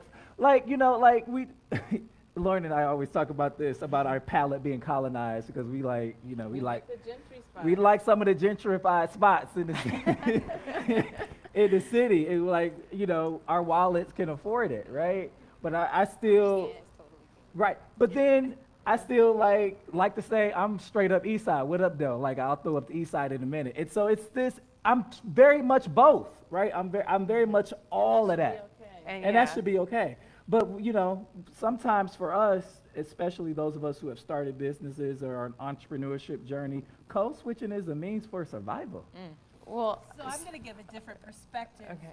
because we have many who are going after funders, but another way to have black represented is by knowing that there are associations and boards that are looking for people to be in service. And if you have passion for the community in which you live, or if there is a theme that you have passion for, find the place where you can go be on that board. And so that you are in that smaller circle that is then reaching out to the larger community for the perspective. Because, I heard you say sometimes we're the only one in the room. But the problem, or I won't even say problem, the opportunity is for those of us that are black, is to bring another person that's black along wherever we are. And then for that person to bring another person along as we're bringing another person along. Because until we are sitting at the table that is making the decisions will not necessarily reflect who we are and what our culture wants to see in community. I'm just going to add something really, really quick. Sorry. I feel like I made it feel like it's, let me stop. They do it all the time. Not they. It happens all the time with how stories are told. There's development happening in this neighborhood because it is a historically black neighborhood that they want to bring new business and vibrancy to. But they're not black, and they're not, it's because it's the story that they want to tell, and it fits in. So I think, however, we need to tell our story that also is heard in a way that brings us what we need to get, which is usually funds, or it's the platform, it's the news attention. So I think it's whatever in that moment opens ears and also is still authentic and true, like, of course. But the stories are being told whether or not you're telling your story in whichever way. Is development's happening, or this neighborhood is being funded because there's a cute black kid on the brochure and it looks like the playground's now gonna have black kids in it. It's like, who gets to decide that narrative? And I think we do. Super important. For myself, at least. Yeah. So we've got time for just 2 more questions, which again feels kind of criminal, but this dialogue is way too interesting. So tell us your name and your question. Hi, my name is Sydney Slack, and my question is, I hear a lot about talking about imagination, and exploring black spaces, but I don't hear a lot about youth activation. I mean, I used to work downtown in Kroger, and the amount of times I would see really small children just able to run the streets by themselves, unsupervised, without any access to any resources, any activities, any camps. I'm not a Cincinnati native, I came from Toledo, but I see that really lacking in Cincinnati. I remember growing up, I used to be involved in the Y camps, Jack and Jill. I mean, there was a plethora of activities, say maybe the 90s to 2000s, but I really don't see that anymore. So what are your thoughts on, reaching out to the youth who are the future of our world, and really educating them on what's out there, whether it's self-preservation, understanding history, understanding finances, which is a big thing. A lot of youth don't understand how to even balance a checkbook. Just those resources I really don't see are available. And what are your thoughts on how to activate the future generation to take care of us when we're older? Am I on? Keep talking. Hello? Keep going. Is it on? Turn on free, Yemi. Turn free up. Hello? There you go. Okay. Yeah, so, you're speaking to some things that are actually very painful. So what you're speaking to are things that used to exist in this city and have been significantly declining and don't exist anymore. So you mentioned Y programs. We just lost 2 Ys, essentially, generally. So one not too far from here, which Melrose Y hasn't been the same since it was in the early 2000s, the 90s and stuff. But it was, and that's the other thing about black spaces and black communities is that our community goes beyond neighborhoods. And so the Melrose Y was more than a neighborhood recreations. It was more than a neighborhood center. It was a center of our black community. But also too, with that, how do I put it? And a lot of the youth programs often do focus on that 7th through 12th grade, and then so you see 5th graders walking around for hours downtown or wherever else, where are the things for them? So I will add that a lot of my work has been in urban planning and environmental design programs and stuff for youth. So if anybody's listening, I would like to do more of that. So there's that. But yeah, it's really sad because we used to have so much more. There used to be sports teams and everything. And so it hurts, but I have hope. I will say that there are things that are occurring that is missing the PR piece. That there are organizations that I know that are going into the schools and doing financial planning, but it's not announced for it. There's a program in OTR called Saturday Hoops that's been going on for a while, but there's not a lot of promotion of it. We have our Bush Recreation Center here in the neighborhood, whose summer camp was filled and had a waiting list, but it's not promoted. So my curiosity says, why aren't we promoting what we do have? Because there are places that you can go and the kids can congregate, but you have to be in the know to know that it's happening. We don't have that PR piece.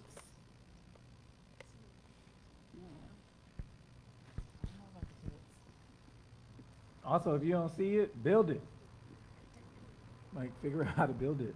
You know, when you talk about that, the Greater Cincinnati Foundation twice a year has grants for, almost anyone can apply to do a programming for the youth in our city. So that could be an avenue. If you have an idea, anyone listening or in here that has an idea of what to do with our young people, get on that Greater Cincinnati Foundation email list so you know when the grants are coming out.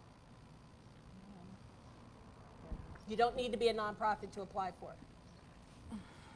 All right. We've got time for one more question, and it's going to be an online question. Okay, this person said this is a really good conversation. How do we capture knowledge, ideas, and stories of resilience in our locations? I want to hear what Lauren has to say. No, see, that's you. Chase had posted this thing, and I had thought, we talk about the word resilience. Like, when I hear resilience, it means takes a licking and keeps on ticking. And when you say about a group of people is resilient, it makes it okay to keep licking them. Like, I don't resonate with resilience. I was gonna say something similar as far as like people are resilient because they have to be, not because like they want to be. So it's just like, oh, I want to be resilient. Like, no, I don't want to be. Like, it's like survival. But we can capture stories. But I think that, and that's the thing about how a lot of people define blackness, right? So like, blackness is expansive. It is beyond geography. It is beyond resilience. And how do we capture, I want to not push back, but I want to say, like, how do we capture the mundane? Because we are human. The humanity. We are human. And so it's like everything doesn't have to be about resilience and the fight. Like, it can be, games and something simple, like somebody spilled some water. Like, oh my God. Like, so it's like people are just like, oh, tell me about the Black experience. Tell me about this pain and trauma. And I'm just like, I wanted to do like an open call exhibit on like Black boredom. Like, we're not allowed to be bored because we got to keep being resilient. And it's just like, oh my God. I both want to tour through Wakanda of language, but like on a practical to start a podcast, like create a public record and tell stories there. I mean, whether it's a publication, written, oral, digitized, photographs, start something and stick to it. But to the point of resilience being really a negative, I mean, we talk about what Black people do, right? And we want to celebrate Black people, right? Like, we've been through a lot and we still overcome somehow.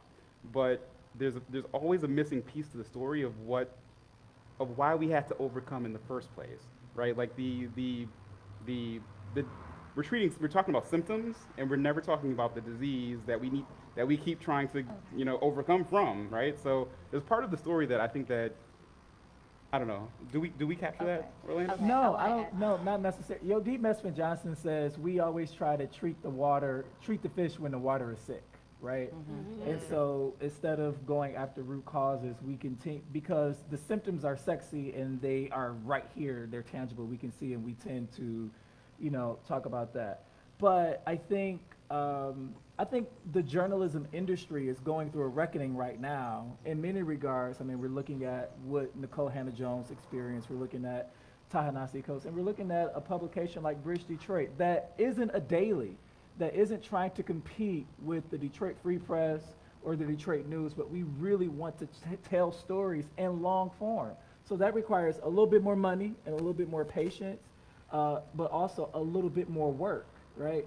And so deadlines in our news, we got deadlines, but it's like, we're telling stories that require a tremendous amount of research if we're going to do it right and with fidelity. But no, it's because the nature of the industry is so quick, we don't get that deep. Nicole got deep. And From a Cincy Nice standpoint, I think we look a lot at like what comes from that resilience. So we do focus a lot on joy, and I think from what you're saying, it is like what is really saying when we're resilient. Like we're still welcome people in. We still share smiles. We share, this vibrant. People want to be around Black people, and they love our culture. Clearly, like it keeps happening. You want to live close to it because it is it is contagious. I think the black joy is contagious, and I think that's what I hear people saying when they're like, "What's your story of resilience?" I hear like, "Let's share our stories of what that looks like to be resilient." And I think all the other parts are definitely important. But from a Cincy Nice standpoint, we look a lot on like, this is a joyful space. We say it on the website. This is a space where we get to share our joy, and there are no limitations to what that means. This is a space where we welcome people in, because I think that's part of what came out of being resilient, is that you don't want other people to go through some of those feelings that you feel when you don't have that space. So yeah, go ahead. I just wanted to add, now you're like wrapping this up, but I think that one way, so it's like, I think the question was about capturing and not necessarily like collecting and preserving, which preserving is good, but I think that one thing that we can do is fill in the gaps with each other, right? So Orlando was talking about talking to like older people and like there being like traumatic experiences, right? So I've been working on a project exploring like my experience of, reconciling being a great grandchild of the Great Migration. And so it's one thing to go vertical, genealogy and like family history, but I started to go horizontal, right? So we have these communities that are being, growing from people from Alabama and Mississippi and Georgia and stuff, and like really understanding our relationships that we've had. So, and I've been saying like, this is not a cross-city exchange. These are relationships that we've always had since we've been on this continent, right? So we have been implicated in each other's freedom and survival, right? The Underground Railroad, Cincinnati and Detroit were significant frontiers, and there's so many stories. And so filling in the gaps, right? So like me seeing, talking to older people and other people from Cincinnati, and to realize, oh wow, like my family didn't come from Maysville, but Maysville is a part of me. It helped shape me. Germany and Ireland helped shape me as well. And being open to seeing that like diversity of things that have shaped us and being able to contextualize our experience. Because sometimes people focus on like Black history, Black history, Black history, but it's like if you're not seeing that within like the grand scheme of things, and you're not able to like understand what's going on. And so push beyond that. And so it's like Detroit, that's our cousins, right? So like my grandparents came from Montgomery, and one of them my grandfather came to Covington, Kentucky, and his sister went to Detroit, right? And so like you might get your answers in other places. And there's stories like, I was talking to Lauren about this situation where the whole Black community in Detroit helped a couple from Louisville, Kentucky escape. And they put their lives on the line. And so for me, I see that story as an Ohio Valley story, but in Detroit, they see it as a Detroit story. And so we have to think beyond these locations to understand all of this. Like, yeah. And just really quickly, because I know we are trying to wrap up. Yeah. In the same up. sense of understanding that broad history over time, the context for the present, and I've seen this over the past 3 years traveling with Orlando and Lauren in different spaces, is that Cincinnati and Detroit and Baltimore and Memphis and New Orleans, wherever Black people are, we are experiencing similar American experiences, right? Like the systems that we're living in and fighting against and trying to change, right? Like they're similar. And if but we think not the same. but they're not the same. But if we think it's just a Detroit story and that we just have to fight in Detroit, or just a Cincinnati story, and we're not learning from each other, we're not going to change the system. So I will say that we are creating history right here, right now. Right here, right now, history is being made. And what are we going to do tomorrow with the history that you learned today? Because ultimately, each and every one of us who live on this planet are connected. It's not Cincinnati, Detroit. Each and every one of us are connected. So how are we individually going to connect with someone else, to hear someone else's story, share our story, so humanity continues, so we can be the connected people that we are, can and will be. That. That. Do we do a final thought? Or Was that the thing? Lauren, I thought that was. Lauren has a final thought. Let's I do a just Lauren always, final like, thought. whenever I write something or post something, I just always want to leave with a call to action. Yes, and I ma'am. feel like we do so many of these conversations on equity, and you get the black people to bare their souls. I need everybody to do something. Like, can you advocate? I facilitated a conversation recently for a mixed group of planners, and the white folks were like, well, I'm just the middle management at my architecture firm. What can I do? I'm like, why do you want to learn what the issues are if you don't plan to activate that information? So it was not enough that you came here. It's not enough. You have to leave here and behave differently. You can't just take in this new knowledge and be like, I'm woke now. No, woke requires action. Yes, it does. It requires advocacy and other action. So you have to do something. So next time y'all come to an Urban Consulate event, I would like to hear what everybody did. It's not enough to just learn. What you gonna do? We are doing all the things Yes. at great risk to our That's right. livelihood and Yes. psychological And our well-being. lives. Like enough. Yeah. I mean, We're making ourselves sick. A lot of us are sick and dealing with hidden issues. y'all should see the emails we get. We got to report to the FBI. I mean, some of our lives literally are threatened. So we have to, do Yes. something. Y'all got to do something too. All right. So I just want to thank this incredible, let's just say, coalition of dreamers, builders, doers, thinkers. I'm just going to get this shit straight with you. And just like savor a moment of gratitude for us in Cincinnati to have people like Free and Catherine and Destiny, and then to demonstrate gratitude for the presence of people like Orlando and Chase and Lauren. You know, when you talk about black spaces, part of black spaces, gratitude. So let's take space and fill it with gratitude. So thank you, everybody. So now is where we wrap it up formally, but want to encourage everybody here today to stay for as long as you like. Our friends will be here. Ask your questions. Young lady came up to me and said, hey, are you still asking questions? Yes, it's not over. We aren't going anywhere. But I want to give some thanks because, of course, these evenings come together because of a whole orchestration of people. And want to thank all of our guests. Want to thank each of you for coming out. You got a couple of drops of rain on you, but I hope it was worth it. I hope you find something meaningful. And what we really, really hope these conversations do is give us what Lauren calls the staging ground for the revolution. And that you can draw from these conversations and act, right? And I hope you continue to join us in Urban Consulate. I feel like this is a maiden voyage for us all over again, to use a very gendered term, but we're going to call it a maiden voyage because 2 months into Urban Consulate, the pandemic hit.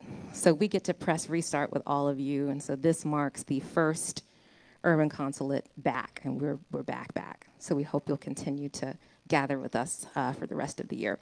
As always, you can follow us at Urban Consulate on at Urban Consulate on Facebook, Instagram, and Twitter, and subscribe to our email list, urbanconsulate.com, for updates on our future programs. Also, please follow at Cincy Nice on Instagram for their upcoming events as well. And we also invite you to follow the Mercantile Library for their events as well. So again, we thank you for being here. We welcome you to stay for as long as you like. And let's keep these conversations going. Before I let you go, though, we promised you some swag. Are you rubbing your hands together like, ooh, is it going to be me? Or you just put some lotion on your hands? Okay, you know what? Here's what we're about to do. We had 7 people ask questions, and one of them was Claire, who was the founder of Urban Consulate. So we're about to give away just like 6 swag bags to everybody who asked questions, and then we'll figure out what to do with the last 3. So I'm gonna ask. I hope I got this right. Sister Laurel, Kareem, she's still here. Miss Tina, Mr. Charles, and Miss Sydney to come up to our swag bag station where Amy is standing at the mercantile table and come claim your swag. Thank you, everybody.